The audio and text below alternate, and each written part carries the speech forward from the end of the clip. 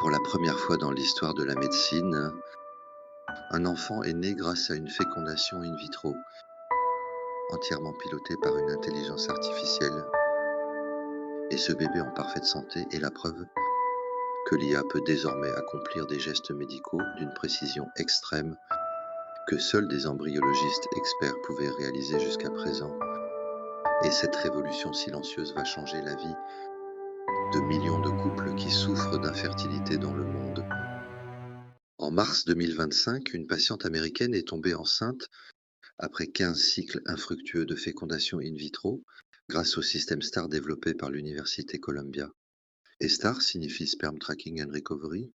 Ce système utilise l'intelligence artificielle pour identifier les spermatozoïdes les plus sains parmi des milliers de candidats, en repérant les plus mobiles et les plus structurellement intacts, qui sont indétectables à l'œil nu. Une fois identifiés, ces spermatozoïdes sont prélevés par un robot en quelques millisecondes, sans centrifugeuse, ni traitement médicamenteux destructeur. Une autre première mondiale a été réalisée par la société américaine Conceivable Life Sciences. Pour la première fois, un enfant est né après une FIV entièrement automatisée et pilotée à distance par des algorithmes. Dans cette expérimentation, 5 ovocytes ont été confiés au système IA et 4 des 5 ont été fécondés avec succès. L'un d'entre eux a donné naissance à un garçon en parfaite santé. L'opération a été menée depuis 2 sites, à des milliers de kilomètres, une clinique à Guadalajara au Mexique et un laboratoire à New York, ce qui démontre que l'IA peut standardiser et rendre accessible la procréation assistée partout dans le monde. En novembre 2025, une étude publiée dans la revue FNS Science, liée à l'American Society of Reproductive Medicine, a confirmé que l'IA apporte plus d'objectivité et de rapidité à la médecine reproductive. Et selon les chercheurs, la technologie réduit la subjectivité humaine, offre un support quantitatif et réalise une évaluation mathématique des modèles invisibles à l'œil humain.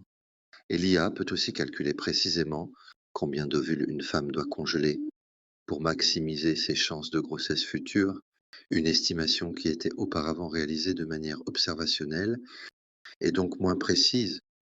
Et la France est aussi dans cette révolution, car la start-up française In Vitro combine intelligence artificielle, culture de cellules et analyse d'images d'embryons pour aider les centres de procréation médicalement assistés à mieux cultiver les embryons et optimiser les décisions médicales.